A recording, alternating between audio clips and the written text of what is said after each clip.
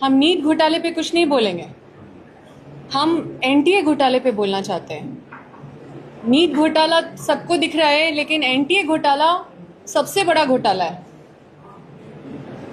अगर आप एनटीए, हमारे पूरे देश भर में जितने भी एग्ज़ाम होते हैं, जो एनटीए एग्ज़ाम कंडक्ट कराती है, नेशनल टेस्टिंग एजेंसी, तो नेशनल टेस्टिंग एजेंसी जो एग्ज़ाम कंडक्ट कराती है उसमें एकमात्र एग्ज़ाम नीट है। बाकी कई सारे एग्ज़ाम हैं जो एनटीए लेती है।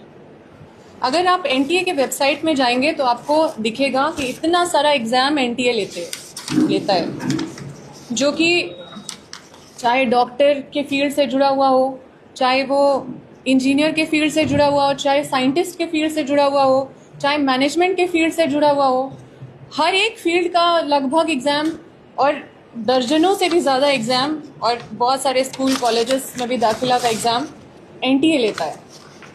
अब सबको दिख रहा है कि नीट पेपर लीक, लेकिन जो एजेंसी एग्ज़ाम कंडक्ट करा रही है वो सिर्फ नीट का एग्ज़ाम कंडक्ट नहीं करा रही है, वो कई सारे एग्ज़ाम कंडक्ट करवाती है। तो आप सोचिए कि एक अगर तिजोरी चाबी खोल के अगर चोरी कर लिया गया रखवाला के द्वारा, तो बाकी जो संदूक है उस पे वैसे लोग को जिम्मेदारी दे, ये उचित है क्या? इतना सारा एग्ज़ाम, आप सोचिए कि एक एग्ज़ाम जो है अभी 2017 से एनटीए शुरू किया गया बीजेपी के द्वारा, ये बोल के कि हम पारदर्शिता करना चाहते हैं, ये बोल के कि हम इसको केंद्रीकरण करना चाहते हैं और स्टूडेंट की सुविधा के लिए हम 2017 से बीजेपी ये एनटीए लाई ताकि स्टूडेंट को सुविधा करा सके और ऐसा एग्ज़ाम ले जिसमें पारदर्शिता हो, स्टूडेंट का सुविधा हो। अब स्टूडेंट को तो ये दुविधा में डाल दिए कि ये पारदर्शिता कैसा पारदर्शिता है और सुविधा किसके लिए है।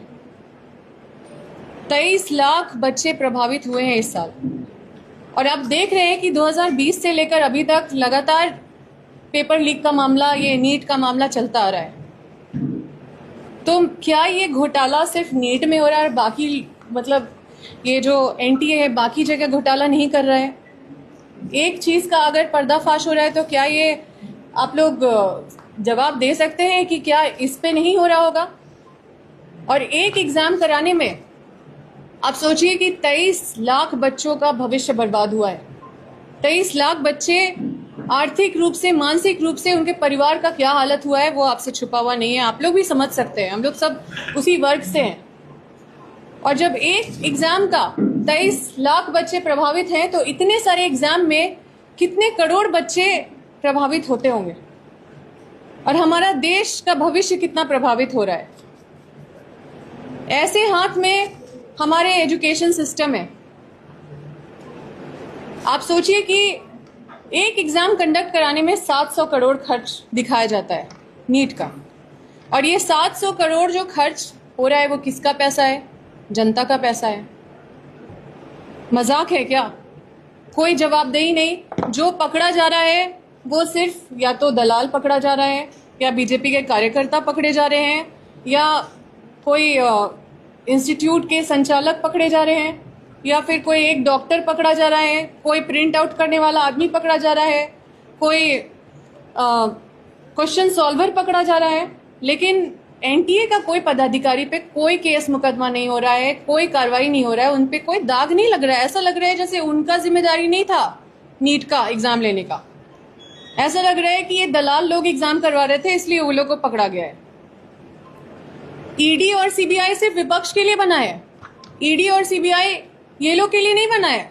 जितना भी भ्रष्टाचार हो, जितना भी घोटाला हो, नीट घोटाला हो, ये सारा चीज जो है इसमें ईडी सीबीआई नहीं जाएंगे। ये लोग कहाँ जाएंगे? विपक्ष के घर जाएंगे, विपक्ष को परेशान करने के लिए जाएंगे। ये लोग बड़े बड़े घोटाले करने वाले जो केंद्र में इंस्टीट्यूशन बैठे हुए हैं, जो संस्थान बैठे हुए हैं, जो सत्ता के कब्जे में है, और जो केंद्र मंत्री हैं, जो शिक्षा मंत्री है, उन पे कोई सवाल नहीं होगा, उन पे कोई जांच नहीं होगा, उन पे कोई एफआईआर नहीं होगा। इतना पैसा जनता का बर्बाद हो रहा है। 23 लाख बच्चों के साथ न्याय कौन करेगा? क्या फिर से एग्जाम अनाउंस कर देना कि चलो ठीक है फिर से एग्जाम होगा, ये कोई न्याय है क्या? न्याय मिल गया क्या 23 लाख बच्चों को इस तरह से? और ये 5 साल से जो नीट का जो मामला चलता आ रहा है, जो हमेशा मतलब आप लोग सुन रहे हैं कि 2020 में भी, फिर उसके बाद 2021 में भी, 22 में भी, इस तरह से लगातार जो 2026 तक हम लोग नीट का पेपर लीक मामला सुने, आज तक किसी पे भी सुने कोई एनटीए के पदाधिकारी पे कोई कार्रवाई हुआ है? कभी सुने हैं कि कोई शिक्षा मंत्री के ऊपर या कोई उनके मंत्रालय के कोई अधिकारी पे कोई कार्रवाई हुआ है? इन पे कोई दाग नहीं आएगा, इनकी कोई जिम्मेदारी नहीं है, कोई जवाबदेही नहीं है। अगर कुछ कार्रवाई होगा तो ये छोटे छोटे लोग पे होगा। तो आप सोच लीजिए कि किस तरह का ये जांच कर रहे हैं और किसको बचाने के लिए जांच कर रहे हैं। क्या इस तरह के जांच पे हम विश्वास करेंगे? ऐसे होता है जांच? ऐसे होती है कार्रवाई? आप देखिए कि किस तरह से ये लोग लोगों को बेवकूफ बना रहे हैं। और अब देखिए कि कैसे ये लोग पूरा शिक्षा मतलब एजुकेशन सिस्टम को, पूरा एजुकेशन टेररिस्ट लोग मिल के पूरा बर्बाद किए हुए हैं। एजुकेशन को टेररिस्ट का एकदम टेरर का धंधा बना लिया है। आज पूरा देश का भविष्य खराब हो रहा है। और चीफ जस्टिस ऑफ इंडिया जो है, हमारे माननीय चीफ जस्टिस ऑफ इंडिया महोदय जो है, वो स्वतः संज्ञान नहीं लेते हैं इन सब चीज़ों पे और स्टूडेंट को कॉकरोच बोलते हैं कि कोई कुछ मिलता नहीं है, कोई काम धंधा स्टूडेंट को, तो वो मतलब कोई भी उल्टा पुल्टा काम करते हैं या फिर कुछ भी कोई भी उलूल जुलूल काम करते हैं, इसी तरह से हल्का हल्का बयान देते हैं। क्या सुप्रीम कोर्ट ने स्वतः संज्ञान लिया एनटीए के घोटाले पे? और अभी देश भर में क्या चल रहा है? एम चल रहा है। देखिए ना कितना अच्छा बैठ भी रहा है, एम। मोदी मेलोनी मेलोडी, यही चल रहा है। तो नीट के ये पेपर लीक वाले मामले में जितने बच्चों का भविष्य बर्बाद हुआ है, जितने स्टूडेंट्स प्रभावित हुए हैं, हम सभी स्टूडेंट से आग्रह करते हैं कि आप लोग सब एक एक पैकेट मेलोडी ले लें और प्रधानमंत्री जी के आवास में एक एक पैकेट मेलोडी भेज दें, क्योंकि वो विदेश में इस खुशी को बांट रहे हैं मेलोनी के साथ। आप उनके घर में मेलोडी भेजें और स्टूडेंट का भविष्य के साथ किस तरह से खिलवाड़ कर रहे हैं उनको बोलिए कि जाके मुंह मीठा करेंगे मेलोडी खा के। ये पूरी तरह से ये मजाक बना के रखा गया है और लोगों को बस गुमराह किया जा रहा है। बोला कुछ जाता है कि पारदर्शिता के लिए एनटीए लाए गए हैं, इसलिए लाए गए हैं ताकि स्टूडेंट को सुविधा हो, लेकिन देखिए किस तरह से भ्रष्टाचार हो रहा है और किस तरह से खुले तौर से हर साल पेपर लीक कराया जा रहा है। और मतलब इतने सारे एग्जाम कंडक्ट कराने वाले एजेंसी पूरा बेदाग बैठे हुए हैं, शिक्षा मंत्री पूरा बेदाग बैठे हैं। हमारा मांग है कि जो एजेंसी है ईडी सीबीआई, ये गंभीरता से इन मामलों पे, चाहे वो केंद्र शिक्षा मंत्री हो चाहे वो एनटीए हो, उस पर कड़ी कार्रवाई करे। और मैं इनके इस्तीफे की मांग करती हूँ। जो सक्षम पदाधिकारी है सबका इस्तीफा का मांग करते हैं हम। और एक ऐसा कड़ा कानून बने हमारे देश में कि जो पेपर लीक अगर हो तो एक स्पेशल ऐसी एजेंसी इसका जांच करे, जो एक्सपर्ट एजेंसी हो वो जांच करे और इसका पूरा सजा मतलब